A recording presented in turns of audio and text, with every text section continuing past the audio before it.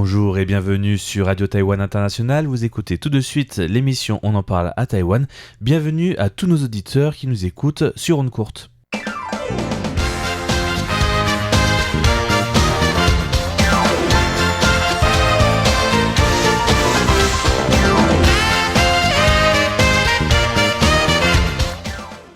Bienvenue à tous les auditeurs pour ce nouvel épisode de On en parle à Taïwan. Vous êtes en compagnie de Valentin Floquet, François-Xavier Boulet et Sasa. Et cette semaine, nous allons parler de 3 nouveaux sujets d'actualité. Est-ce que, François-Xavier, tu peux nous présenter un petit peu ton sujet d'aujourd'hui ? Je peux le présenter, et même mieux, je vais le présenter. Alors, je vais vous parler de l'heure de Taïwan, puisque c'est le moment de venir visiter Taïwan pour plagier le titre d'une vidéo lancée par le gouvernement pour essayer d'attirer le plus de touristes possible et atteindre l'objectif 6 millions de visiteurs d'ici la fin de l'année. Oui, j'ai pas ça. mal eu d'informations nous sur Twitter, le média que Ça fait parler. Que je suis beaucoup et donc voilà, on en parlera plus. Voilà. Et toi, Sasa ? Alors moi, c'est un sujet un peu sérieux aujourd'hui. Je vais parler de la pénurie d'infirmiers et d'infirmières dans le secteur public qui s'aggrave. Comme quoi, c'est pas un problème que l'on rencontre uniquement en France. Oui, c'est un sujet qui pique. Voilà, qui pique. Et, voilà. Et de mon côté, moi, je vais parler de quelque chose de beaucoup plus léger, un petit peu les dernières tentatives de survie du camp du KMT avec l'organisation d'une cérémonie un peu étrange en marge de la cérémonie du double 10. Puisque certains des personnes, normalement les anciens présidents, etc., doivent y participer. Ils sont invités à la cérémonie officielle au palais présidentiel. Et cette fois-ci, certains n'y sont pas allés. Ils sont allés à une levée du drapeau autre part. Je vous donne plus de détails tout à l'heure. Et il y a eu pas mal de boutades sur Internet. Et donc, c'est moi ce qui m'intéresse, c'est ça. D'accord. Alors, on commence par quoi ? Un peu de tourisme ? Allez. Okay. Allez, allons-y.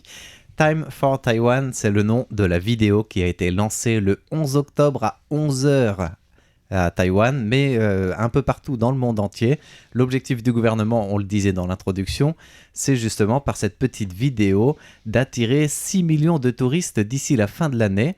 À ces heures de gloire, le tourisme taïwanais avait dépassé pendant 2-3 années de suite avant le Covid les 10 millions de touristes. Donc 6 millions, on peut se dire, c'est un peu...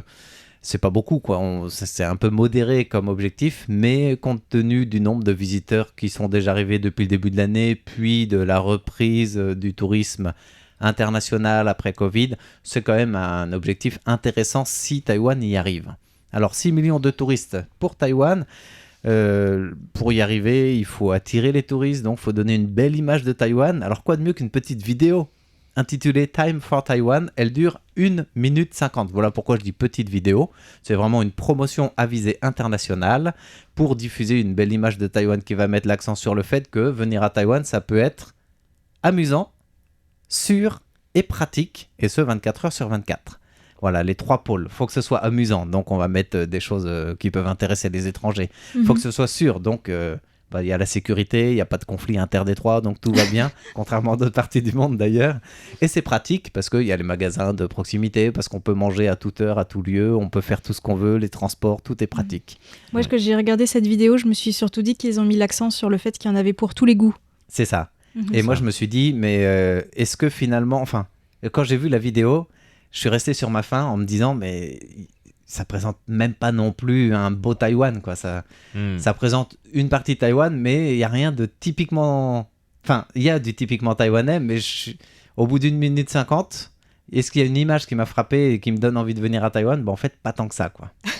Mais je crois que tu es là depuis trop longtemps, en fait. Non, je sais pas. C'est vrai que je suis là depuis longtemps, mais quand même, tu vois des petits déjeuners en bordure de route, devant les temples, tu vois les patates douces, tu vois les marchés de nuit, tu vois les boutiques de lait de soja. Il y a le thé aussi, bien sûr. Le thé, des paysages de montagne, oui, tu vois aussi du paddle.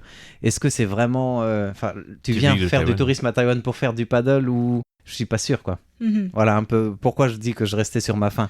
C'est un peu des échos en tout cas que j'ai entendu aussi un peu, Ah oui. sur internet. Alors moi surtout sur Twitter, c'est des réactions d'étrangers, hein, des gens qui ont été un peu en contact avec cette vidéo, avec les sous-titres en anglais qui ont réagi. Oui. Par contre, avant ça, j'aimerais quand même parler un petit peu du fait des statistiques du tourisme. Je sais pas si tu les as avec toi.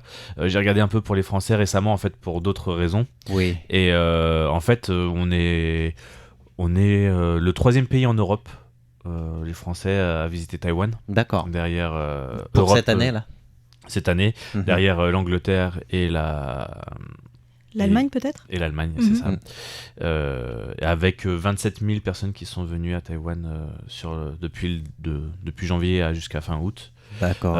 C'est des statistiques qui sont sorties il n'y a pas longtemps, puisque je ne sais pas si vous avez entendu parler, je crois qu'on a fait un article sur le sujet où les Hongkongais étaient les premiers visiteurs à Taïwan, Hongkongais et Macanais, assemblés, parce que en fait ça fait 800 000 visiteurs les deux assemblés, mais c'est 690 000 je crois que pour les Hongkongais seuls. Depuis Voilà. le début de l'année du coup. Depuis le début de l'année, ça donne un petit peu une idée aussi quand même de la différence. Après, les billets d'avion sont une des premières raisons pourquoi le tourisme n'est pas revenu aussi Tout à fait. à Taïwan. Oui, Et c'est beaucoup plus cher qu'avant. C'est beaucoup plus cher qu'avant. C'était et déjà largement. pas forcément à la portée de tout le monde. Dans les années 2018-2019, vers la fin, il y avait quand même encore des billets qu'on pouvait trouver à 400-500 euros hors taxe. C'était voilà, pour donner un petit peu. Et là, c'est quoi? C'est 3-4 fois plus, non? Bah, là, on est trouver des billets en dessous de 1000 euros, c'est un challenge. Hein. D'accord. Pour Alors, donner voilà. oui, alors pour en revenir à la présentation de cette vidéo, il y a eu une conférence de presse solennelle où le porte-parole du gouvernement, Lin Zuluan, a présenté donc en grande pompe, quand je disais solennelle, cette vidéo qui est co-réalisée par le ministère de la Culture, le ministère des Affaires étrangères et le Bureau du Tourisme, donc qui est rattaché au ministère des Transports. Le tout en collaboration avec toutes les autres institutions du gouvernement, que ce soit ministères, commissions, les ambassades dans le monde entier, pour qu'elle soit diffusée à la même heure partout. Donc c'est pour ça que j'avais insisté en disant c'est le 11 octobre à 11h, c'est heure de Taipei, pour que tout le monde se cale sur cette heure-là et diffuser cette vidéo qui est sur YouTube. Alors on y voit, les sous-titres ils sont pas que en anglais, hein. C'est en anglais, il y a des sous-titres en japonais, en coréen, il y a une version française, il y a l'espagnol, le thaïlandais, le vietnamien et l'indonésien. Alors dans les clichés, ça a été tourné à Keelung, à Taipei, Chiayi, Tainan, Kaohsiung, Hualien, entre autres. Et à chaque fois, la thématique des spots qui sont filmés, c'est grosso modo comment s'amuser une bonne journée à Taïwan. Alors que ce soit dans le sud, à l'est, dans le nord, on y voit un petit peu de tout. La cuisine taïwanaise surtout, partout, à toute heure. Le yoga en montagne, le camping, on disait le paddle, des paysages entre mer et montagne, le karaoké, du jogging, les boutiques de proximité, la sécurité dans les transports, et puis on voit des agents de police notamment qui guident aussi des touristes, etc. On voit le train à grande vitesse, le train léger, le métro, la randonnée, le vélo, le skateboard. Donc c'est accessible, c'est pratique, c'est amusant. Voilà pour résumer cette vidéo. Est-ce que ça attire les touristes? C'est une grande question. Ouais, moi, je pense que... Vas-y. Oui, je voulais juste ajouter, avant cette grande question, est-ce que ça attire vraiment les touristes, que ça présente comment passer une journée à Taïwan, mais aussi la nuit, en fait. C'est ça. Avec le karaoké, Oui. comme tu l'as dit, mais il n'y a pas que ça, mais Non, il y a aussi un genre l'aspect de sécurité. discothèque, et puis, ouais. Je trouve ça, c'est quelque chose quand même de très agréable, en tout cas, quand on habite à Taïwan et qu'on rentre en France, c'est quelque chose à laquelle on n'est pas habitué, l'aspect sécurité la nuit, on se sent pas forcément partout en sécurité, alors qu'à Taïwan, honnêtement, la nuit, on se sent partout en sécurité. C'est vrai qu'ils Même ont dans mis les l'accent petites sur ruelles ça, sombres. c'est intéressant. Même dans les petites ruelles. Oui. Mais bon, ça, c'est pas facile à faire ressortir dans une vidéo d'une minute. Bah, la nuit, ici à Taïwan, tu peux te faire attaquer par les moustiques éventuellement. Ah oui, ça c'est sûr. C'est tout. Mais perso vu, à mon avis, il y a eu quand même un certain budget là-dessus, j'aurais fait inviter quand même des gros influenceurs locaux de chaque pays, de plusieurs pays, en tout cas des principales langues étrangères, un gros influenceur en Indonésie, un gros influenceur, surtout dans les pays, un gros influenceur en Corée du Sud. Ils visent vraiment les pays d'Asie du Sud-Est, bien évidemment, dans cette politique. Ils visent aussi les Européens, on le voyait. Moi, là où je disais que je restais sur ma faim, c'est ça, c'est que tu sais que Taïwan a un gros budget, a des gros moyens technologiques pour faire une meilleure vidéo que ça, quand même, je trouve, dans l'ensemble. Elle est pas mal, il y a des belles images, mais je pensais que ça pouvait être un niveau un peu plus élevé quand tu vois tous les moyens qu'ils ont mis dedans et que ce soit vraiment au niveau gouvernemental, quoi. C'est vrai que l'idée d'inviter des influenceurs, ça aurait peut-être été plus efficace pour justement répondre à cette question. Est-ce que ça va vraiment attirer des touristes Parce que là, en l'occurrence, je sais qu'il y a eu la nuit au Palais présidentiel avec un influenceur français, mais lui, il est influenceur à Taïwan et il fait de la promotion des relations entre Taïwan et la France auprès des Taïwanais, parce que tout son contenu, même s'il y a des sous-titres, est orienté vers, même la façon de réaliser est orientée vers les Taïwanais, alors qu'on a quand même des créateurs de contenu. Moi je pense à la France, je connais bien l'aspect français des créateurs de contenu. Il y a des influenceurs, je pense à du Squeezie ou des gens comme ça qui ont fait une compétition de Formule 1 avec plus de 3 millions de vues, enfin plus d'1,3 million vues simultanées. Oui. Voilà, enfin des gens comme ça qui font des vidéos à plus de 10 millions de vues à chaque fois. Rien qu'une personne comme ça qui fait un petit sujet sur Taïwan, c'est beaucoup plus marquant, quoi. Après, cette vidéo, elle a le mérite d'exister. La formule a le mérite d'être lancée de manière inédite, je crois, pour Taïwan. Et elle est quand même reçue, j'allais dire, il y a un accueil mitigé dans les réactions, mais elle est quand même saluée. Heureusement, d'ailleurs. Après, c'est vrai que tu as certains Taïwanais qui estiment qu'on tombe dans le cliché de ne pas vouloir faire de clichés sur Taïwan avec cette vidéo, quoi. Donc, c'est... Voilà, apprendre à laisser, on aime, on n'aime pas, mais le but, il n'est pas non plus de faire le spot le plus joli sur Taïwan, mais vraiment d'essayer d'attirer les gens, quoi. Et du coup, on peut comprendre qu'elle soit limitée dans cette formule un peu familiale, j'allais dire, de passer une bonne journée à Taïwan en s'amusant et pas en faisant vraiment tous les spots touristiques, etc. Donc c'était aussi dans cet esprit-là, je pense que elle a voulu être faite de manière simple, d'une certaine manière. Ah oui, c'est beaucoup plus simple que d'inviter des influenceurs qui parlent des langues différentes et de leur faire un programme, personnalisé, et ensuite qu'eux-mêmes fassent une vidéo, etc. Bon, tout à fait. Ils vont peut-être le faire un jour, finalement. Ça se fait un peu dans la formule justement d'une nuit au Palais présidentiel. Ils font aussi venir des influenceurs, youtubeurs, photographes ou artistes des autres pays pour qu'après, avec le moyen du bord, ils font quand même un petit circuit touristique, une présentation, que eux en sortent quelque chose, que ce soit un article, une vidéo, des photos, mais en sortent quelque chose sur Taïwan, quoi. Donc ça s'était fait avant le Covid, ça se reprend là. Peut-être que les deux sont complémentaires, qui sait. Après, pour en rajouter un petit peu sur les statistiques, il faut savoir que la première destination, en tout cas de ce que j'entends autour de moi et dans le monde des réseaux sociaux, c'est en France, je parle, c'est là tout le monde parle du Japon. C'est le Japon. Ah oui. Même la Corée du Sud, elle est un petit peu passée en seconde zone parce que c'est le Japon. Tout le monde veut retourner au Japon après le Covid. Personne n'a pu y aller. Et donc là, ça va être la grande destination où tout le monde va aller après le Covid. Et après, ça, à mon avis, dans les années après, ça va revenir un petit peu à vouloir changer de destination. Mais là, on a l'impression qu'il y a un gros manque. En plus, avec toute la culture geek qu'il y a en France, la passion du Japon, etc. Les Japan Expo qui grossissent chaque année. La culture du Japon est toujours là. Donc les gens ont envie d'y retourner. Et ce que je vois, c'est que la plupart des influenceurs aussi, donc eux, font donner envie en allant au Japon. Taïwan, pour l'instant, des influenceurs français, il y a eu un seul. Ouais. Voilà. Alors, Taïwan n'a pas à rougir. Il a quand même des touristes. On n'est pas en pénurie de touristes à Taïwan. Par contre, il y a une pénurie du côté du monde infirmier, n'est-ce pas ? Oui, tout à fait. Donc, on en parlait en introduction. Déjà, je vais quand même un peu relativiser en commençant par dire que le système de santé taïwanais, il a une bonne réputation. Il a toujours une bonne réputation. Mais la pénurie d'infirmiers et d'infirmières, c'est quand même quelque chose dont les médias taïwanais parlent de plus en plus ces derniers temps. En fait, Taïwan compte 186 000 infirmiers et infirmières dans le secteur donc, de la santé, mais 5 000 environ quittent leur poste tous les ans, selon les dernières... 5 000 départs chaque année. Voilà, selon les dernières statistiques du ministère de la Santé.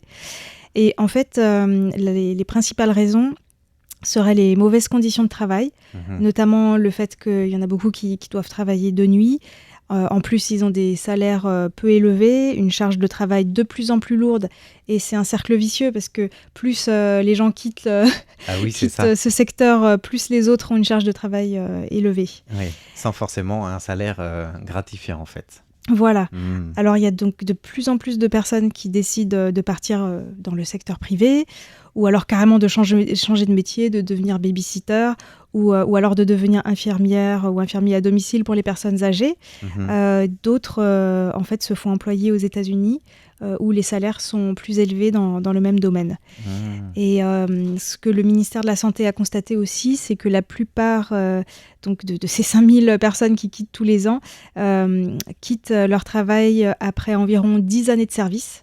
Donc, c'est-à-dire à peu près quand ils sont au milieu de la trentaine. Et c'est justement au moment où ils ont déjà accumulé beaucoup d'expérience. Mais c'est aussi le moment où beaucoup de Taïwanaises, surtout, enfin Taïwanais aussi, mais surtout Taïwanaises, ont peut-être envie de fonder une famille.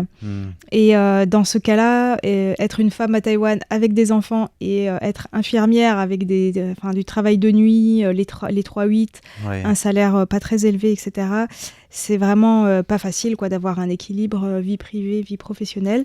Donc c'est souvent à ce moment-là que ces personnes quittent leur travail. Mais je ne comprends pas. Tiens, moi, Anne leur paye le taxi pour aller voir les consultations. Les femmes enceintes, tu veux dire? Pour les femmes enceintes. Je ne sais pas si ça suffit pour compenser tout le reste. Mais pour les infirmiers, c'est compliqué. Jiang Wan'an, c'est le maire de Taipei actuel, juste pour préciser. Donc, en fait, face à ces problèmes, fin septembre, le gouvernement a approuvé un programme de subvention pour essayer de retenir ces personnes dans le secteur public et de recruter de nouvelles personnes. Donc, il s'agit d'augmenter les salaires et d'augmenter les primes de travail de nuit. D'accord. Ça sera financé par l'assurance maladie. Et ça coûtera quand même assez cher. En fait, entre 2024 et 2030, ça devrait coûter 18 milliards de dollars taïwanais, soit 528 millions d'euros par an.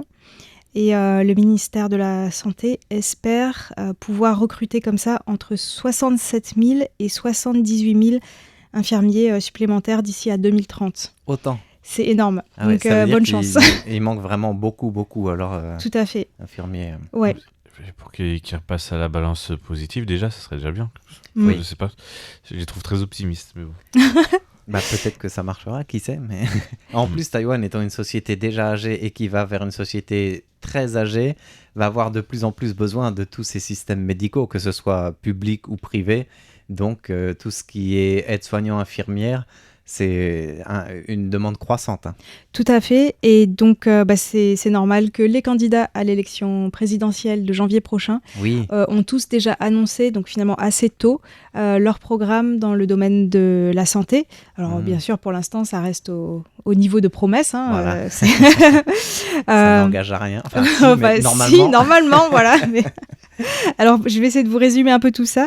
Donc, Ko Wen-je, l'ancien maire de Taipei, qui était chirurgien avant de se lancer en politique en 2014 et qui a fondé le Parti populaire de Taïwan, lui, il a promis d'augmenter les dépenses publiques en matière de santé à 8% du PIB, sachant qu'elles sont actuellement à 6,6%. D'accord. Et 8%, ça reste quand même en dessous de la moyenne des pays de l'OCDE, qui est à 9,7%. Ah oui. Et donc pour lui, voilà, le système national d'assurance maladie va à la faillite en raison justement du vieillissement de la population. Oui. Et donc il a proposé d'introduire un système de soins pour les personnes âgées qui serait financé conjointement par le gouvernement et par la population, en fait, pour que les soins ne soient pas trop chers pour les personnes âgées. Et il n'a pas, j'imagine, donné plus de détails sur ce cofinancement. Non, pas pour l'instant. Alors, Roh Ui, le candidat du principal parti d'opposition, le KMT, il a également proposé de porter à 8% du PIB les dépenses de santé. Oui. Il préconise que le gouvernement finance l'assurance maladie des plus de 65 ans qui sont les plus pauvres. Et en fait, le Premier ministre, qui est du parti au pouvoir, donc du DPP, a fait remarquer que c'était en fait déjà le cas. C'est-à-dire les personnes âgées à revenus modestes bénéficient déjà d'un financement de leur assurance maladie dans 6 super municipalités et certains comtés. D'accord. Du coup, c'est un financement qui est au niveau local et pas national. Oui, tout à fait. Et enfin, donc, le candidat du DPP, Lai Ching-de, le vice-président actuel, lui, il a collaboré avec plusieurs think tanks pour recueillir l'opinion de chercheurs, de représentants d'industries et d'associations Oui. pour formuler des recommandations dans le domaine de la santé. Et d'ailleurs, j'ai appris à cette occasion que Lai Ching-te était médecin avant de Oui. se lancer en politique Oui. il y a 30 ans. C'est Et vrai. donc, Il n'a pas exercé longtemps, mais Mhm.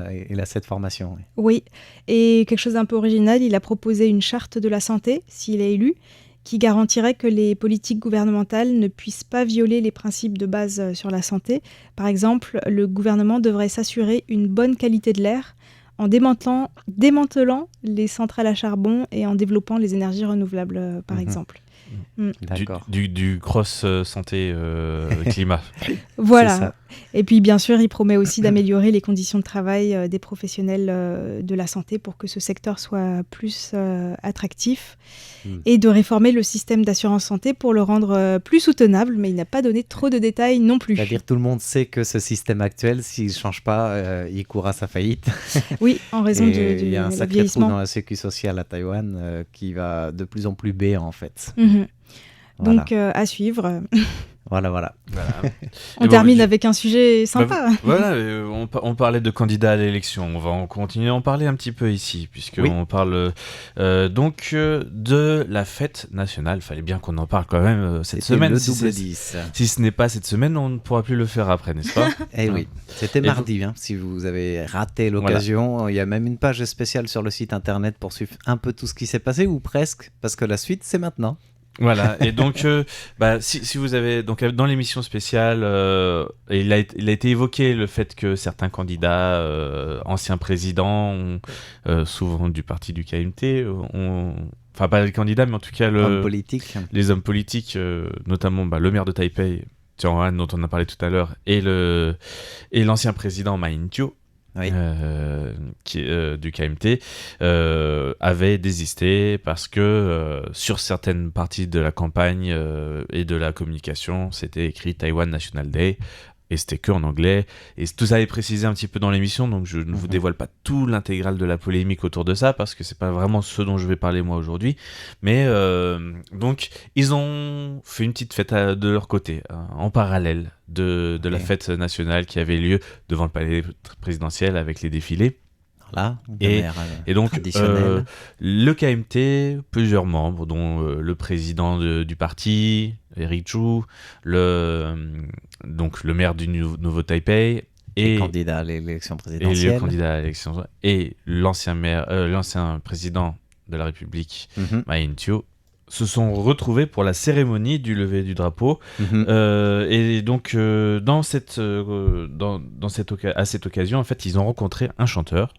Oui. Il n'y a rien d'anormal pour ça. Rien d'anormal, qui s'appelle Wang Yoshin, et qui s'est baladé avec un animal un peu étrange. Alors dis-nous tout. Alors, on doit deviner. et je pense que vous avez déjà entendu parler parce que ça fait vraiment la une des réseaux sociaux. Oui. C'est un alpaga. Voilà. Un Moi, je crois lama. que c'était un lama, mais ça y ressemble, c'est ça? Oui, c'est le même type d'animaux. L'alpaga est un peu plus court sur pattes, de souvenir. Bien sûr, il y a des caractéristiques spécifiques. Mais l'alpaga, surtout, il avait un nom spécial, cet alpaga-là. Mais c'est aussi un nom qui existe vraiment pour l'alpaga en général, qui, si on le traduit directement en français, veut dire cheval de l'herbe et de la boue. Cheval de l'herbe et de la boue. C'est pas très poétique. Alors, en fait, dans l'ordre, c'est même cheval de la boue et de l'herbe, Oui. puisque c'est un terme homophone de l'insulte, je vais le dire, Oui. de l'insulte en français, nique ta mère. Voilà. Et C'est vrai que qui en mandarin se dit Tsaonima. Oui. Et donc c'est un homonyme, mais pas avec les mêmes tons, parce que c'est important les tons en mandarin. Voilà. Et donc le cheval en question, c'est Tsaonima. Et donc l'insulte, c'est Tsaonima. Voilà. D'où Voilà, l'importance c'est pas les des mêmes tons en chinois. Voilà. Exactement. Et donc voilà. Mais après, Même- sortir l'insulte au bon moment, ça peut être de bon ton. Voilà. Mais du coup, il n'y a pas Ou eu pas. un petit problème là Enfin, pourquoi ils ont, Alors, ce qui est très ils ont étrange, apporté surtout, cet c'est ça qui est animal là excellent. Alors, il y avait pas, je sais pas s'il y avait une intention du chanteur à ce moment-là, mais c'est surtout que eux, ils ont trouvé ça une très bonne occasion de faire des photos et des machins pour que ça buzz sur les réseaux sociaux. Mais Ça ils a ont buzzé, jamais, mais pas comme ils voulaient. mais ils ont été à des années-lumière de penser que, bah, déjà, et c'est une insulte le nom de la bête, mais Oui. c'est surtout que bah, Maa en mandarin, c'est aussi le nom de famille de l'ancien président Alors, qui était c'était- présent et qui c'était peut-être prenait des photos fait- avec l'animal. C'était peut-être fait exprès en filigrane de la part du chanteur ou d'autres, en effet. Ouais. Et puis, bah, dans la folie de l'action, ils se sont dit, tiens, voilà, ça va faire des beaux clichés de la fête nationale, vraiment différents. Je sais pas pourquoi ils ont de la choisi fête un mouton normale. quand même. C'est un symbole un peu Et bizarre, mais. Ce qui est rigolo, c'est que c'est pas eux qui ont choisi, apparemment. C'est ça qui est génial. Ah oui, Voilà. d'accord. Et donc, Ils sont bah, invités comme juste- ça, quoi. Justement, le terme parti du peuple taïwanais, le directeur de campagne du parti du peuple taïwanais a réagi sur Facebook en disant Ah oui. cérémonie de la fête nationale, un groupe de vieux bleus, voilà, les vieux bleus, caressent un alpaga. Je ne comprends pas à quoi a pensé l'équipe de communication du candidat Royoyi. Certains internautes ont même estimé que les trois hommes s'étaient humiliés eux-mêmes. Voilà.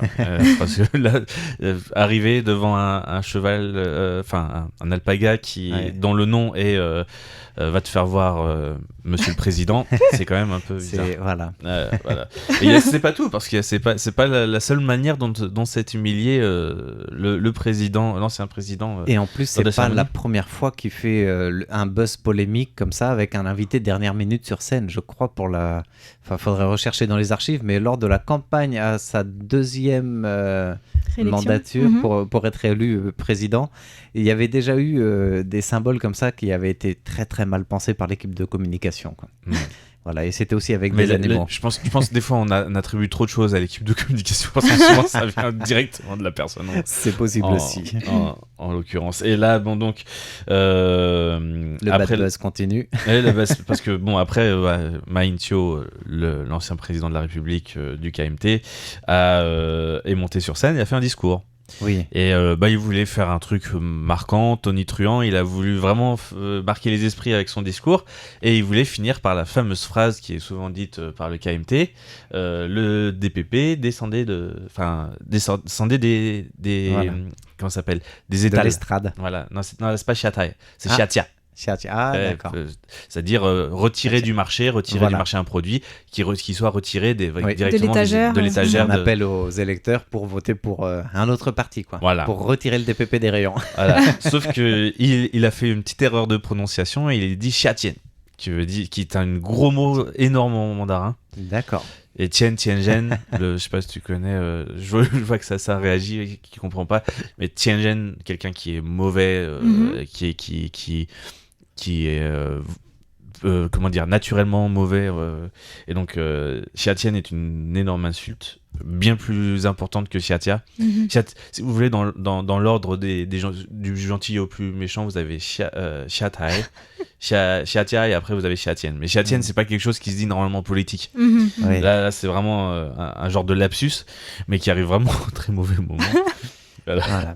Après avoir alpagué un alpaga, il La a- langue à fourcher. il a dit d'aller se faire voir le DPP. Voilà.